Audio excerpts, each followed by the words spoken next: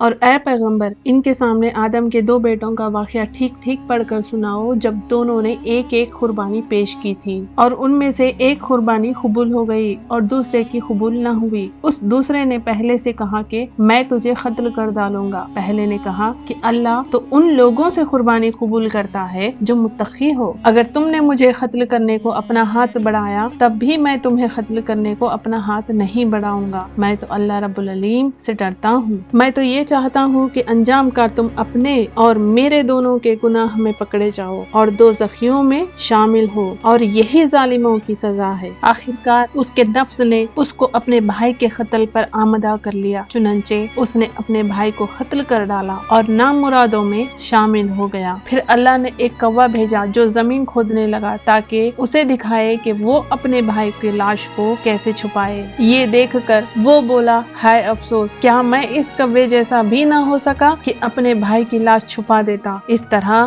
بعد میں وہ بڑا شرمندہ ہوا۔ اسی وجہ سے ہم نے بنی اسرائیل کو یہ فرمان لکھ دیا تھا کہ جو کوئی کسی کو قتل کرے جبکہ یہ قتل نہ کسی اور جان کا بدلہ لینے کے لیے ہو اور نہ کسی کے زمین میں فساد پھیلانے کی وجہ سے ہو تو یہ ایسا ہے جیسے اس نے تمام انسانوں کو قتل کر دیا، اور جو شخص کسی کی جان بچا لے تو یہ ایسا ہے جیسا اس نے تمام انسانوں کی جان بچا لی۔ اور واقعہ یہ ہے کہ ہمارے پیغمبر ان کے پاس کھلی کھلی ہدایتیں لے کر آئے، مگر اس کے بعد بھی ان میں سے بہت سے لوگ زمین میں زیادتیاں ہی کرتے رہے ہیں۔ جو لوگ اللہ اور اس کے رسول سے لڑائی کرتے اور زمین میں فساد مچاتے پھرتے ہیں، ان کی سزا یہ ہے کہ انہیں قتل کر دیا جائے یا سولی پر چڑھا دیا جائے یا ان کے ہاتھ پاؤں مخالف سمتوں سے کاٹ ڈالے جائیں یا انہیں زمین سے دور کر دیا جائے۔ یہ تو دنیا میں ان کی رسوائی ہے اور آخرت میں ان کے لیے زبردست عذاب ہے۔ ہاں، وہ لوگ اس سے مستثنی ہیں جو تمہارے ان کو خوابوں میں لانے سے پہلے ہی توبہ کر لے۔ ایسی صورت میں یہ جان رکھو کہ اللہ بہت بخشنے والا بڑا مہربان ہے۔ اے ایمان والو، اللہ سے ڈرو اور اس تک پہنچنے کے لیے وسیلہ تلاش کرو اور اس کے راستے میں جہاد کرو۔ امید ہے کہ تمہیں فلاح حاصل ہوگی۔ یقین رکھو کہ جن لوگوں نے کفر اپنا لیا ہے، اگر زمین میں جتنی چیزیں ہیں وہ سب ان کے پاس ہو اور اتنی ہی اور بھی ہوں تاکہ وہ قیامت کے دن کے عذاب سے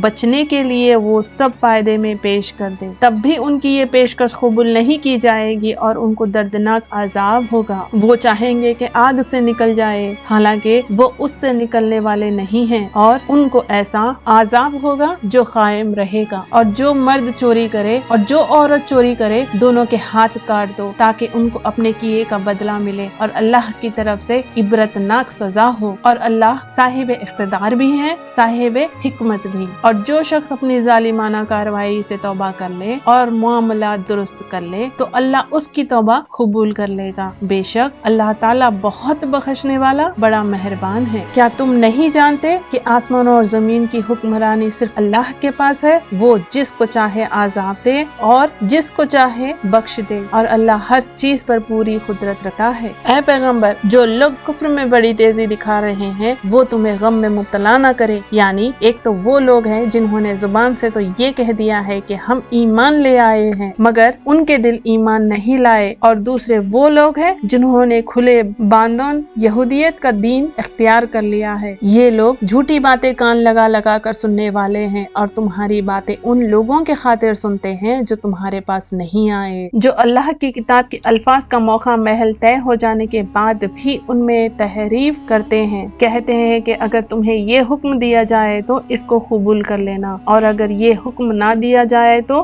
بچ کر رہنا، اور جس شخص کو اللہ فتنے میں ڈال دینے کا ارادہ کر لے تو اسے اللہ سے بچانے کے لیے تمہارا کوئی زور ہرگز نہیں چل سکتا۔ یہ وہ لوگ ہیں کہ ان کی نافرمانی کی وجہ سے اللہ نے ان کے دلوں کو پاک کرنے کا ارادہ نہیں کیا۔ ان کے لیے دنیا میں رسوائی ہے اور انہی کے لیے آخرت میں زبردست عذاب ہے۔ یہ کان لگا لگا کر جھوٹی باتیں سننے والے، جی بھر بھر کر حرام کھانے والے ہیں۔ چنانچہ اگر یہ تمہارے پاس آئے تو چاہے ان کے درمیان فیصلہ کر دو اور چاہے ان سے منہ موڑ لو، اگر تم ان سے منہ موڑ لو گے تو یہ تمہیں کوئی نقصان نہیں پہنچا سکیں گے، اور اگر فیصلہ کرنا ہو تو انصاف سے فیصلہ کرو، یقیناً اللہ انصاف کرنے والوں سے محبت کرتا ہے۔ اور یہ کیسے تم سے فیصلہ لینا چاہتے ہیں جبکہ ان کے پاس تورات موجود ہے جس میں اللہ کا فیصلہ درج ہے، پھر اس کے کے بعد فیصلے سے منہ بھی پھیر لیتے ہیں، دراصل یہ ایمان والے نہیں ہیں۔ بے شک ہم نے تورات نازل کی تھی جس میں ہدایت تھی اور نور تھا۔ تمام نبی جو اللہ تعالیٰ کے فرمانبردار تھے اسی کے مطابق یہودیوں کے متعلق یہودیوں کے معاملات کا فیصلہ کرتے تھے، اور تمام اللہ والے اور علماء بھی اسی پر عمل کرتے رہے، کیونکہ ان کو اللہ کی کتاب کا محافظ بنایا گیا تھا اور وہ اس کے گواہ تھے۔ لہٰذا اے یہودیوں، تم لوگوں سے نہ ڈرو اور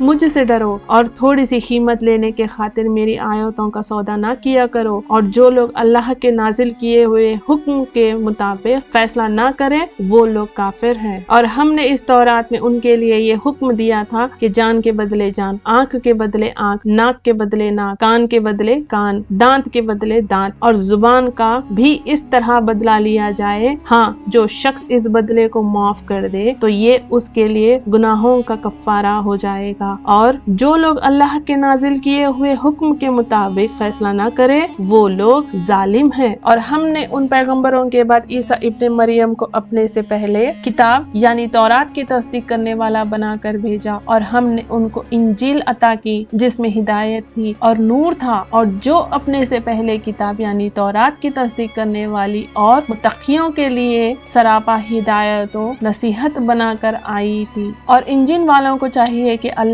نے اس میں جو کچھ نازل کیا ہے اس کے مطابق فیصلہ کریں، اور جو لوگ اللہ کے نازل کیے ہوئے حکم کے مطابق فیصلہ نہ کریں وہ لوگ فاسق ہیں۔ اور اے رسول محمد، ہم نے تم پر بھی حق پر مشتمل کتاب نازل کی ہے جو اپنے سے پہلے کتابوں کی تصدیق کرتی ہے اور ان کی نگہبان ہے، لہٰذا ان لوگوں کے درمیان اسی حکم کے مطابق فیصلہ کرو جو اللہ نے نازل کیا ہے، اور جو حق بات تمہارے پاس آئی ہے اسے چھوڑ کر ان کی خواہشات کے پیچھے نہ چلو۔ تم میں سے ہر ایک امت کے لیے ہم نے ایک الگ شریعت اور طریقہ مقرر کیا ہے، اور اگر اللہ چاہتا تو تم سب کو ایک امت بنا دیتا، لیکن الگ شریعت اس لیے دین تاکہ جو کچھ اس نے تمہیں دیا ہے اس میں تمہیں آزمائے، لہٰذا نیکیوں میں ایک دوسرے سے آگے بڑھنے کی کوشش کرو۔ اللہ ہی کی طرف تم سب کو لوٹ کر جانا ہے، اس وقت وہ تمہیں وہ باتیں بتائے گا جن میں تم اختلاف کیا کرتے تھے، اور ہم حکم دیتے ہیں کہ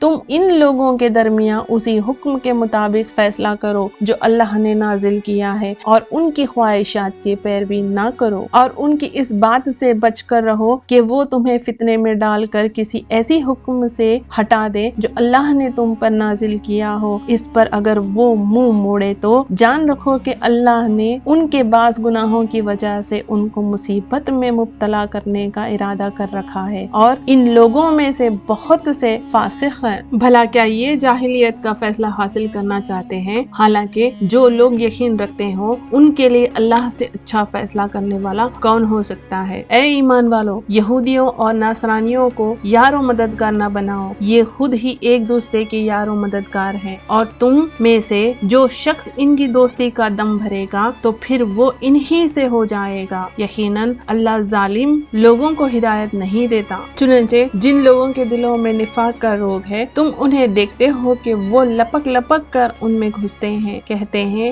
ہمیں ڈر ہے کہ ہم پر کوئی مصیبت کا چکر آ پکڑے گا، لیکن کچھ بعید نہیں کہ اللہ مسلمانوں کو فتح عطا فرمائے یا اپنی طرف سے کوئی اور بات ظاہر کر دے، اور اس وقت یہ لوگ اس بات پر پچھتائے جو انہوں نے اپنے دلوں میں چھپا رکھی تھی، اور اس وقت ایمان والے ایک دوسرے سے کہیں گے کہ کیا یہ وہی لوگ ہیں جنہوں نے بڑے زور و شور سے اللہ کی قسم کھائی تھی کہ وہ تمہارے ساتھ ہے، ان کے اعمال غارت ہو گئے اور وہ نامراد ہو کر رہے۔ اے ایمان والو، اگر تم میں سے کوئی اپنے دین سے پھر جائے تو اللہ ایسے لوگ پیدا کر دے گا جن سے وہ محبت کرتا ہوگا، اور وہ اس سے محبت کرتے ہوں گے جو مومنوں کے لیے نرم اور کافروں کے لیے سخت ہوں گے۔ اللہ کے راستے میں جہاد کریں گے اور کسی معاملات کرنے والے کی ملامت سے نہیں ڈریں گے، یہ اللہ کا فضل فضل ہے جو وہ جس کو چاہتا ہے عطا فرماتا ہے، اور اللہ بڑی وسعت والا، بڑا علم والا ہے۔ مسلمانوں، تمہارے یار و مددگار تو اللہ، اس کے رسول اور وہ ایمان والے ہیں جو اس طرح نماز قائم کرتے اور زکوٰۃ ادا کرتے ہیں کہ وہ دل سے اللہ کے آگے